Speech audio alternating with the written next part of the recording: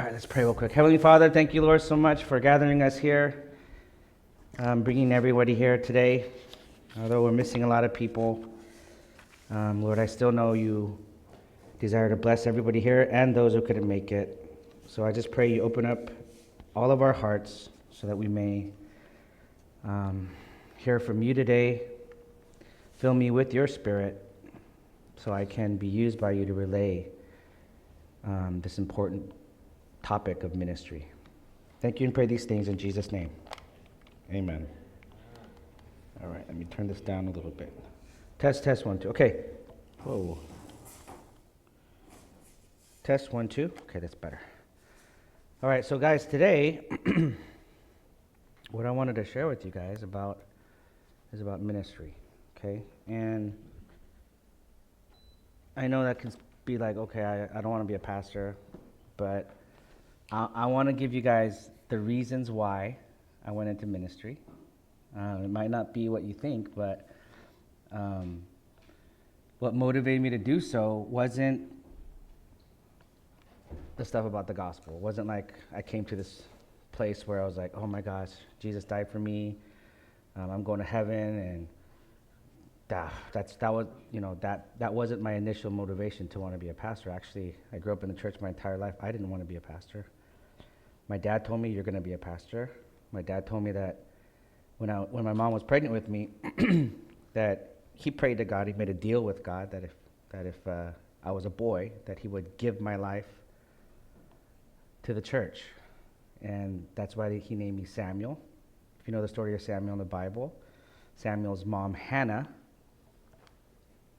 promised God that she would give him over to the church, to the priest. So when Samuel was born, after a little while, Samuel was raised to church. So that's what my dad did. So he didn't tell me about it. I had nothing to do with the matter, but he did that, and I grew up in the church, and that's not the motivation. That's not the motivation for why I became a pastor. In fact, it's quite opposite. Okay, I don't know where they just went. Why did they go? Everyone just should we had a bathroom break before I started? So this is very, very important. So I don't wanna let's wait. Or should we just keep going? No, I say we wait.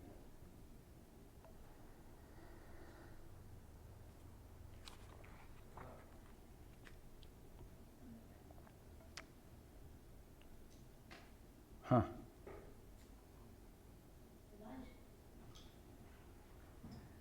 Where you go? Where were you going? Where were you? Okay, where's Dom? Huh?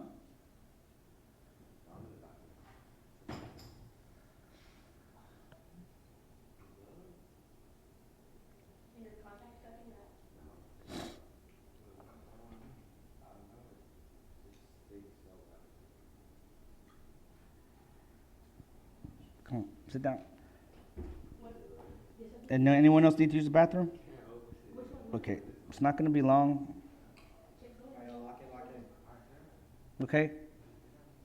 So motivation for me wasn't church stuff. Jesus died on the cross for my sins. Oh, okay, I want to live for him. No, that wasn't it. I didn't want to be a pastor. It was last thing on my mind. But what motivated me was the opposite. The opposite, I started seeing evil. I started seeing darkness. It was actually the dark side that motivated me to seek out Christ, number one. Number two, that's what motivated me to want to live for God, is the darkness that I saw. And it was a personal experience, and I don't wish that upon any of you, but I got to a point where it was uncontrollable. Like, I couldn't function socially. I couldn't look at people in the eye like I'm looking at you now. Like, I couldn't.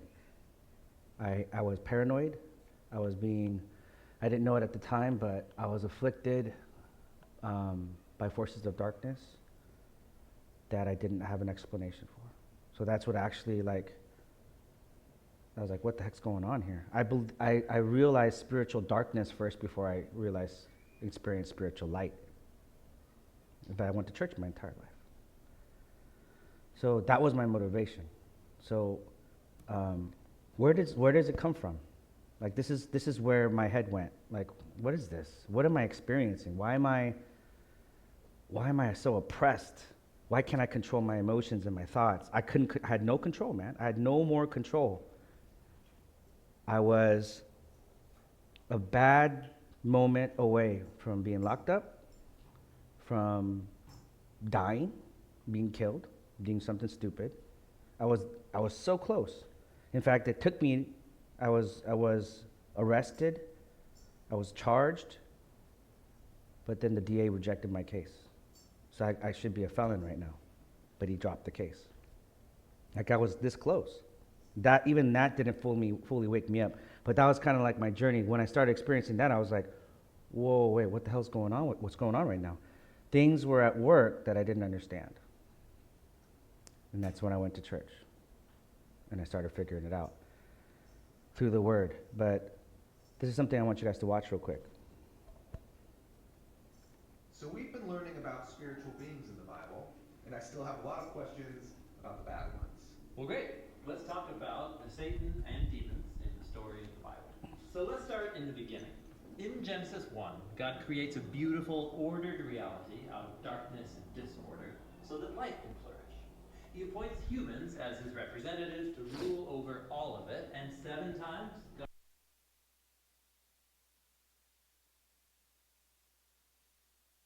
And truth, love, and generosity. But in Genesis 3, we meet a creature who's in a state of rebellion against his creator. We're not told yet why or how he rebels, but he's on a mission to ruin God's good world for other creatures. This thing is trouble. Yeah, this creature is the Bible's first portrait of evil. It distorts what God has purposed for good, ruining and dragging creation back into darkness and disorder. So the humans join the spiritual rebel, which leads them back into chaos and death.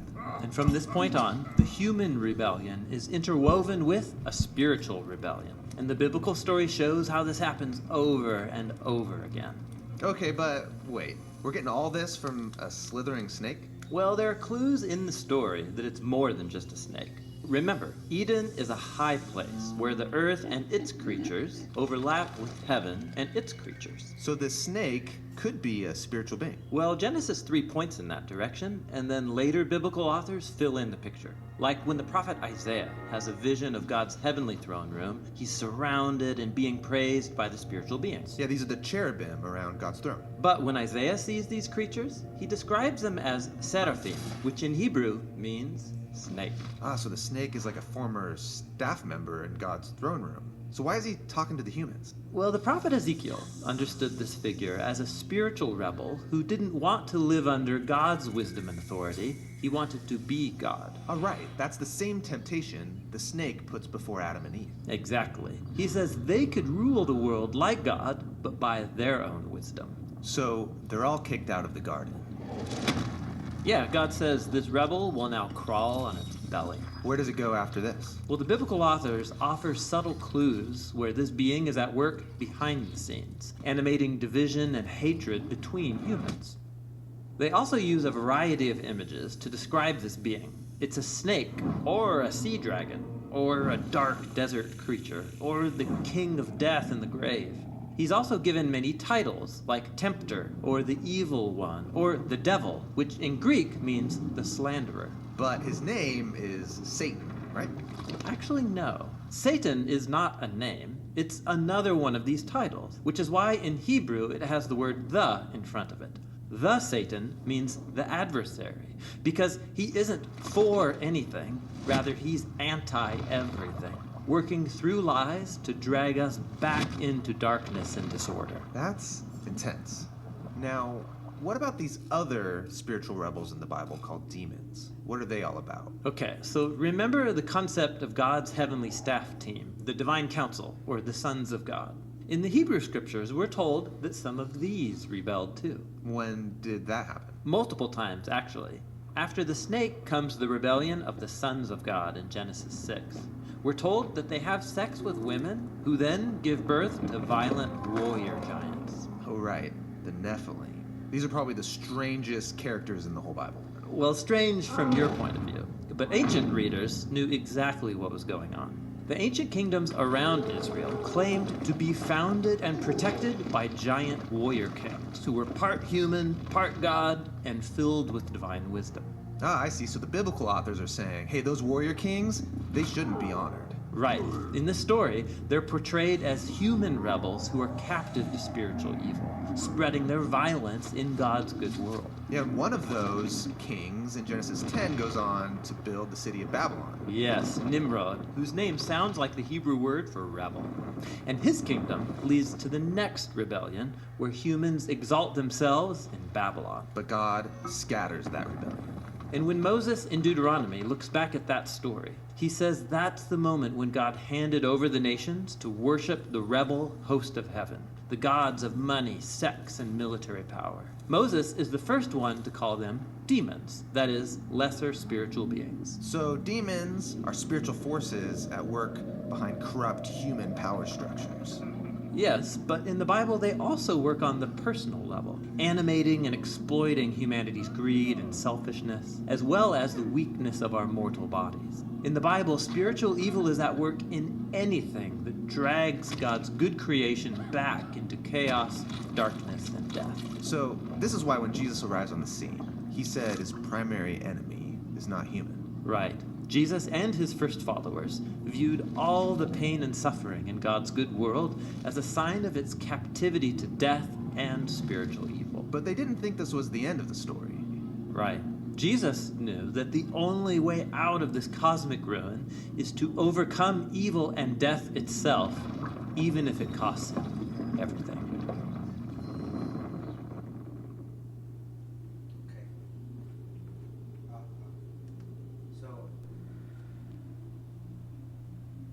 That's where my motivation came from. So I'm gonna just show you a little bit of what's happening. You just watched a video in our spiritual beings. What's happening today, but this is, I went back. Okay, there's a devil. I realized there are spiritual forces of darkness that are working behind everything that I was going through, mentally, emotionally, my addiction to drugs, all that, addiction to porn, all of that. I saw this being, these forces at work that are trying to make me go into despair, make me be deceived in thinking that that's going to make me happy, it's going to satisfy me when it doesn't. It starts off pretty innocent, it's kind of fun, drugs, whatever it is. Any kind of addiction starts out fun, but then it grabs a hold of you and then you can't control it, and it gets darker and darker. You might start with a marijuana, and then the reason why people start is called a gateway drug, and the people have to go farther and farther because that's what drugs do. That's what addictions do. Porn, it starts off innocent, and it starts getting to more twisted things, and it consumes you. It's not bad for you, it's bad for your soul. But every human being, because of what Adam and Eve and because of what Satan temptations did, this is why I want to encourage you guys to try to change your worldview, if you believe the Bible to be true, to reflect that, see it. And people close to you too, that might sometimes hurt you or show their weakness. It's a product of the nature of sin that's deep inside of us, okay? And it's very important that you see it, because the whole world is filled with those kind of people. All of us are sinners. There's no one that's perfect. And I know this, but I keep making that mistake. My heart tells me that I know it. I know that I'm a sinner too. When I look at others, I don't look at them in that same way. I put standards and stuff, and I judge people, and I do the same thing with other people. I do the same thing with myself too. You got to know yourself. That's the key. Know that you're a sinner. Know that you have something in your nature that makes you selfish. But remember, that's not how you're created. So what Jesus does is he takes the cross. By the way, that's actually, this Sunday we're going over this passage, but Jesus says, take up your cross and follow me. That's you and me, actually, supposed to be. What does that mean to take up your cross? It's admitting that you deserve death, that you're a sinner, that you can't complete the problem, you can't solve the problem of sin. So you're taking up your own cross, but when you get to the Calvary, when you get to the place, when you follow Jesus, Jesus takes your cross from you. Just like the lyrics. you know. This is amazing grace, this is unfailing love, that you would take my place, that you would bear my cross. So the cross that's supposed to be ours to bear, Jesus bears it. Okay? This is what motivated me. It wasn't just sin that he took care of. He took care of so much more. And then how you receive remission of sins is through understanding the three offices of Christ. I won't go into detail. We've gone over that before. Okay? And it's for the whole world. So this is what my personal motivation was.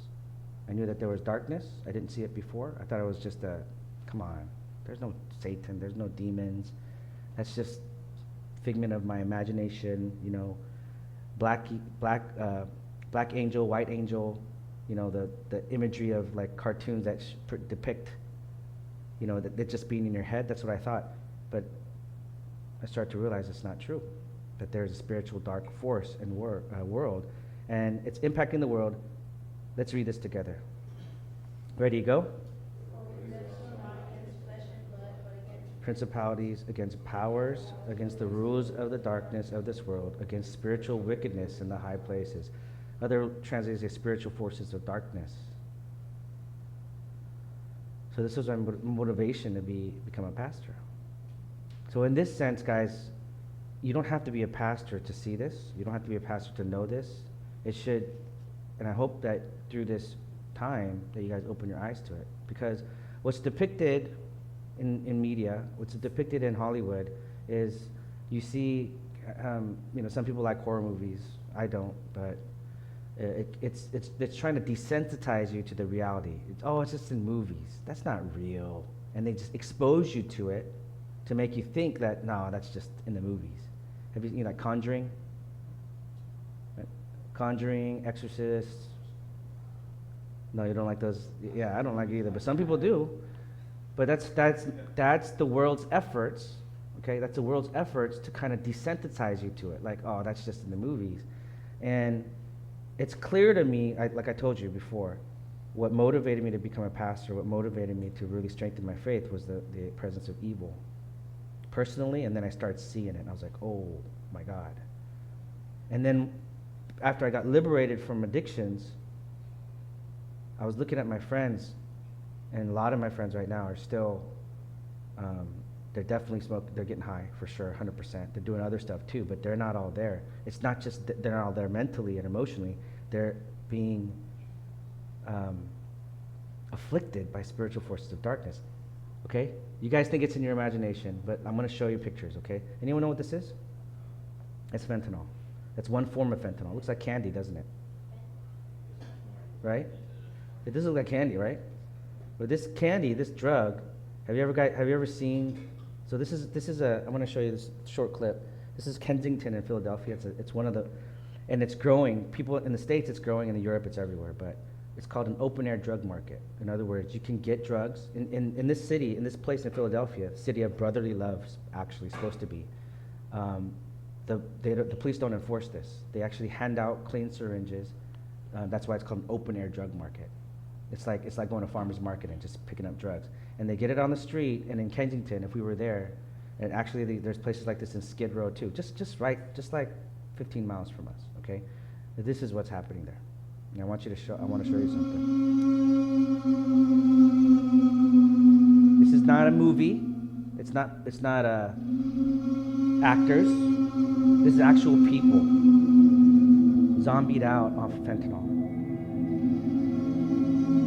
And every day, this is what's killed more Americans than World Wars I and II combined. It's killed more Americans than World War I and II combined, right now.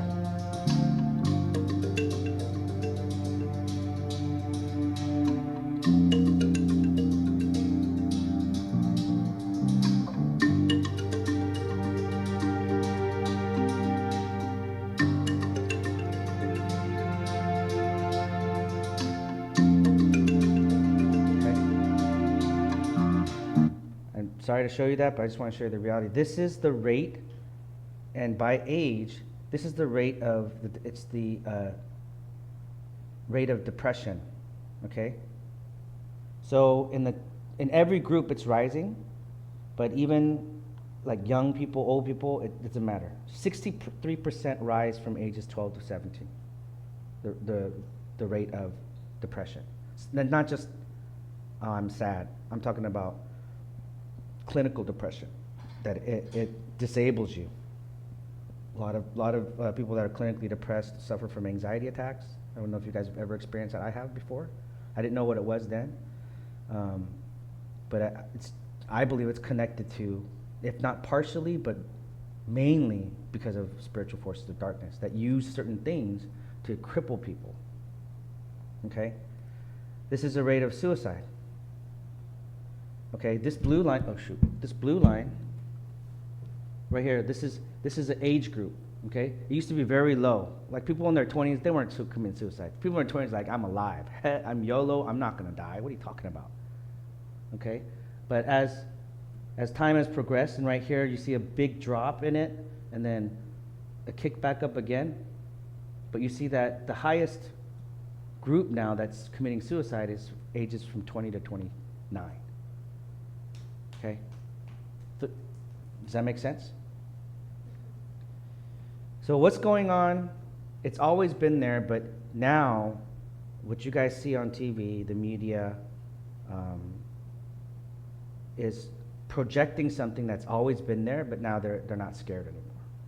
Then what they're calling it is they're calling it art. So one of the biggest stages, what do you think is the most televised sporting event other than the World Cup in the United States? Super Bowl, hands down. It outgets NBA Finals. I think NBA Finals, maybe Game 7 can compete, but still not close. So at the Super Bowl, okay, which is not coincidence, this is what's happening in the past few years in the Super Bowl. You know who that is? Sam Smith. Okay, so there's devil worship at the halftime show. Okay, so they call it, oh, it's just art. Okay. Who's that? Rihanna. What's that?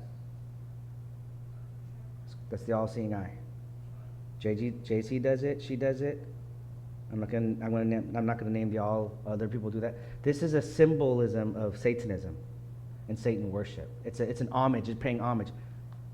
It's like if this was a cross and that's what Christians did, and everyone knew that's what Christians did, that would be the mark. But Christians don't do this. They had to keep it in secret, so they wrote like a fish in the water. They took a check. Hey, are you one of these? It was a secret code. Ictus is a name. It's Christian. This is a secret handshake code to give homage to the devil. Now, if she's not really doing that, and she's just doing it for art as a joke, still, why? What's happening? Yesterday, what's bigger than the Super Bowl as a sporting event? What? The Olympics. Yesterday. The opening ceremony in Paris. You see that? What is that? What? Exactly. So they took the Last Supper. So they're not ridiculing Islam, Buddhism, whatever, Taoism, Shintoism, all the other hundreds and millions, not maybe millions, but religions. They target Christianity, so they changed, this is the Last Supper. They took the Last Supper image and they recreated it, and it's all trans, it's all woke. Drag queens, transgender, and I'm not trying to hate on that people group, but they're taking a very specific, this is Leonardo da Vinci's painting, by the way, taking his most famous painting of the Last Supper, the Gospels accounts of the Last Supper, and they're turning it into that. This is the world stage now. Are you guys following me? Okay? And just in case you weren't sure that it was the Last Supper, what's that? Who's that supposed to be with his head cut off? Huh? No? Which one of the disciples cut, as he hung himself, his head got cut off? Judas. So just in case you weren't sure that this was the Last Supper, and it obviously is. So this is a symbol of Baal Haraf or something, I forgot the name. But this is another symbol that's used in the temple of in Satan worshiping temples, they have these symbols and they have these things. And my man, Snoop Dogg, decides to wear it on his neck. Is it just art? I don't know. Snoop was known for so many things. I won't even get into the stuff that Snoop's into. You know, stuff that P. Diddy's into. All this stuff is all connected, guys. You guys think I'm kidding. And probably the one, most of all, it's just art. I'm just throwing a Satan worship sign. It's just art.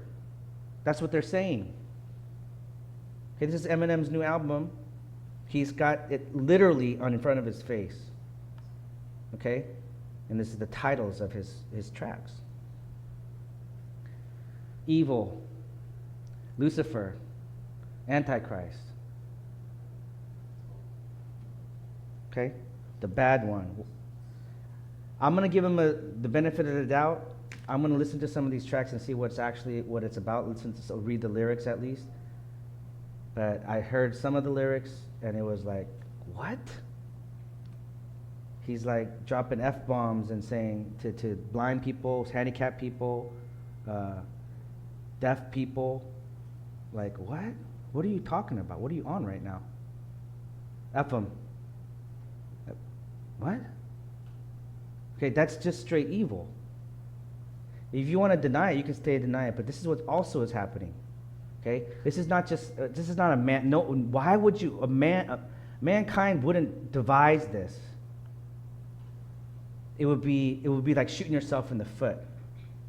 If you change the gender and sex roles, and then people don't have any more kids, that's a big problem right now all over the world.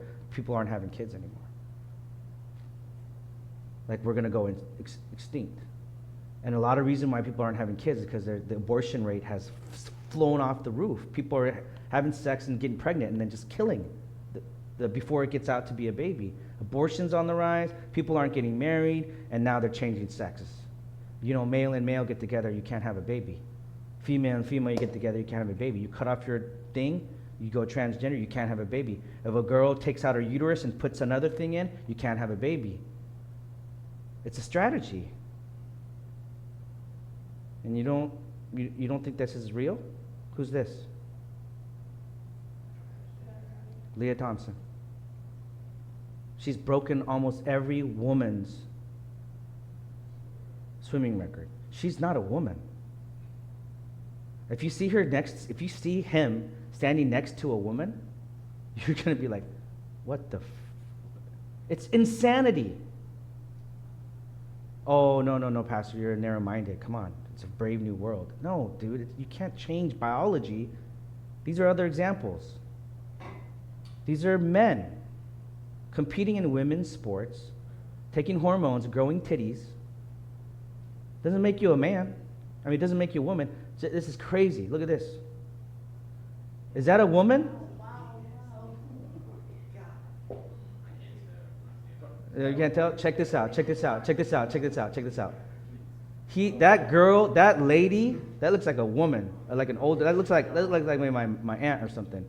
She's about to get wrung by this man. No, that's actually what's happening.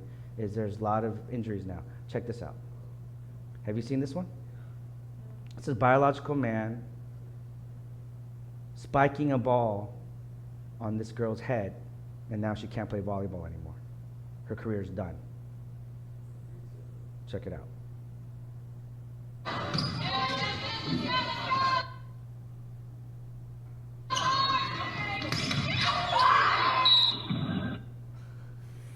Not a joke. Look at this. Professional special force military guy. Man. Special forces. This is a grown-ass man, not just a man. Special forces. Like going and he's like out there killing people. Becomes a woman. This is also a ex-military guy right here, becoming a woman and stepping in the boxing ring, and this is the result after a round.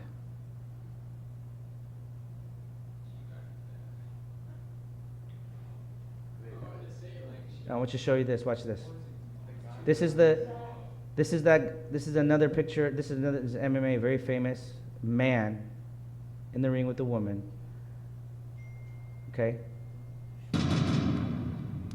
Erica. Oh, Wow, I just Erica want to see Newsom what's throws, going on here. goes for the takedown. And that's a Fallon big Fox girl, is too. That's a big escaping girl. both, back up on She's their tough. feet. good throws and reversals by both fighters. I just want These you to see girls are something. getting right into it. It's 59-second match. And then watch this. Fox Boom. taking the knees, and that's it. Fallon She- Fox. She fractured her skull. That knee, and this is what's more sickening. I want you to listen to his voice. Fox going for the knees, and that's it. Fallon Fox. Holy cow. Game over. Wow. And a quick finish to our Oh, you'll know who's the girl or man. Watch. our first women's $20,000 Wait for it, wait championship for it. tournament fight. The winner by knockout, Fallon, Queen of So she doesn't know now, but she fractured her skull. How you feeling right now? I'm feeling excellent. That was sweet, huh?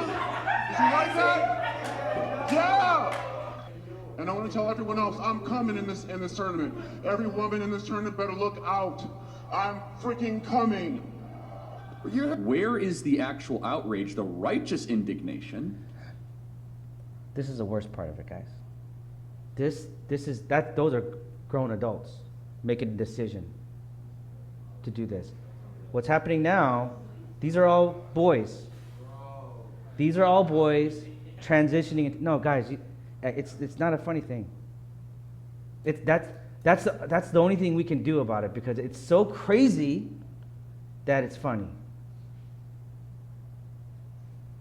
These are other girls now become boys. Okay? And it's not just elementary, middle school kids. It's children, guys.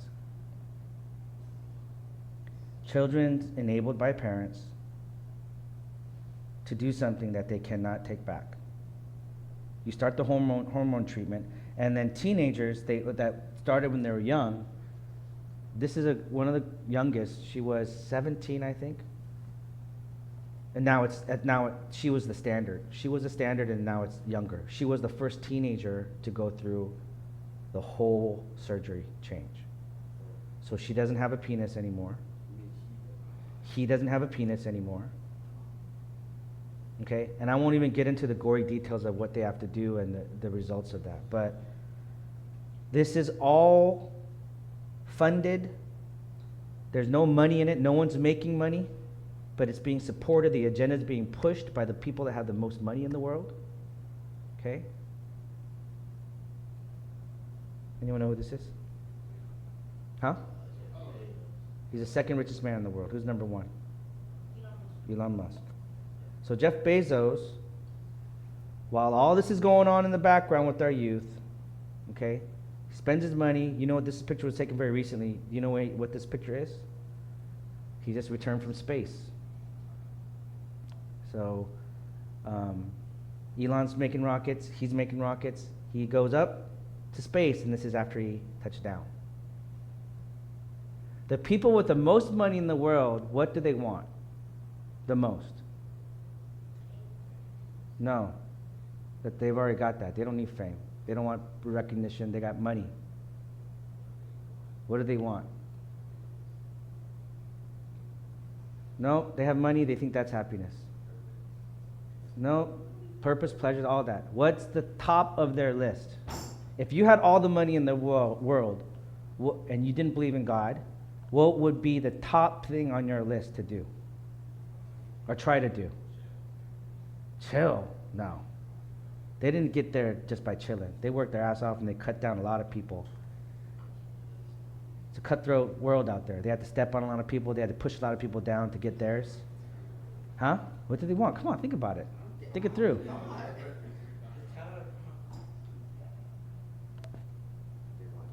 So this is a tech CEO. So now it's a multi-billion-dollar, trillion-dollar industry to try to live forever, to extend your life.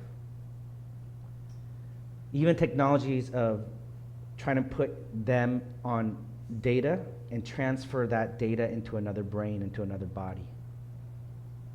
So trying to develop artificially grown human clones. Like, I know it's Hollywood, it's in the movies, But that's actually what people with the most money in the world, that's their goal. They want to live forever. They want to be young. They want to be younger. So you have to understand how great of a blessing it is to be young. You have something that they can't get. Does that make sense? The richest people, a 75-year-old, let's say rich trillionaire, billionaire, would trade his money for your youth in a second. His body's dying. He's withering. He's got little time. He would trade it all just to have your body. Just to have your life. Switch places, I mean. Does that make sense? Yeah? So you have to understand how valuable and precious your time is. Because money can't buy that. But that's what the rich are trying to do. You can look it up, you can research it. While all this is happening, while the people with the most money in the world are trying to live forever, this is what's happening in reality. This is real life. This is the Ukraine. This is what the Ukraine looks like now, cities in the Ukraine. Imagine that here. Where is this? This is Gaza. This, I don't have the before picture, but this was a city before, guys. Now it's this. Okay? So, my motivation for ministry, and I'm not saying you guys should be pastors, but my motivation for ministry and to want to share the gospel with the world was seeing not just this, but what's working in the background, okay? Another thing you guys have to be aware of, I was the same way. These forces of darkness have worked in my life to groom me in a bad way, to be addicted to games. It was Nintendo before. Games, pornography, drugs. It was portrayed to be cool and fun. I was groomed when I was young. And you guys are being groomed too. Now the level is higher. Games is a distraction from the reality of what's going on in the world. I'm not saying you guys shouldn't play games. Are you following me? But if you get addicted to games, and that's what you do, you just get focused on games, it's the greatest distraction, and it's at such a high level now. If I ask you how many hours a day you spend on games, especially during vacation, I mean, it's okay. Vacation is the time you can play and kick back and just play some video games. Okay? It's not just games. Okay? This is a huge one. Okay? Pornography. The way that it's portrayed. Okay? These are two of the best-selling books right now out there. There's a lot of research being done on the effects of pornography on your mental health. Not just on your mental health, but if you believe in God, on your soul, on your spiritual health. It's damaging. It cannot satisfy you, and it distorts the picture of how God designed a relationship to be. It's a very beautiful thing, and it results in family. It results in life. A love between a husband and a wife. And it's being distorted, it's being twisted, and it's all in the background, the evil forces of darkness. And what's crazy, when I was your age, in order to see naked pictures of, there was no pornography. Porn was like, it was really hard to get. A Playboy was like a gold mine. When someone got hold of their dad's Playboy, and it would be on. We'd be there, and it'd be, oh, shit, whoa, there. Like, it'd be a picture, and then we'd rip pictures out, and we'd have to share pictures. Like, yo, here, check it out. Damn, bro. That was me when I was your age. But then, little by little, internet started to form, and now you have all of that in your hand. You want to watch porn? Second. Bam, there it is. And if you don't realize that the people that are doing it, making those films, their lives, all of this, okay, in the background is evil. Okay? That's how it begins. You need to open your eyes to see. So Satan and the evil forces of darkness and demonic forces that you can obviously see, you just got to be aware of it and be aware of the man, the myth, the legend, Jesus breaking his ankles, bro.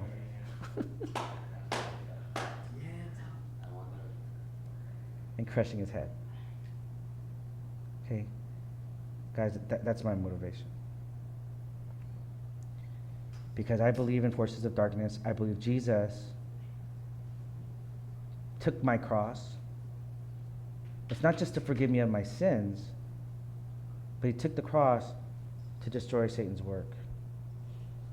And now what he calls us to, as it's the very end now what he calls us to do, and I'm going to go over specifically at CYG tomorrow, so I really encourage you guys to come to church, is we have to put the full armor of God on. Okay? You got to fight, man. Okay? And the key to that fighting is the Word. Okay? How do you get the Word? Come to CYG. Come to CBA. Come to Bible study if you can on Friday at school. We have a Bible study at our house on Thursday night too. Come to Bible study. Just get into the Word so you can fight. First you got to acknowledge there's an enemy. His first strategy is, I'm not real. Come on, that's fake. So he can be, a thief doesn't come to your house in the daytime, he comes at night. He doesn't wear orange, he wears black. Why? Because he doesn't want to be seen. That's when a thief is going to come. So if you don't acknowledge that there's forces of darkness, I'm not saying you shouldn't be scared. I'm not scared. But when I don't realize and think that he's trying to attack me or deceive me or trick me or distract me, then he's already he has one leg up. He's deceiving me already. Every aspect of your life, okay, know that he's there. He's raiding around. When you lose your temper, when you think of your ego and your selfish thoughts first,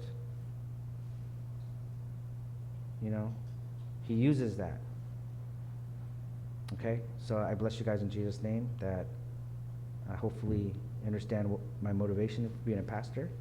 We can have it, and I hope that you have the same motivation. I'm not saying that you should be pastors, but if you have that inkling to want to do that, I'll talk to you more, okay? This is what we're going to do right now. Okay, just really briefly, these questions,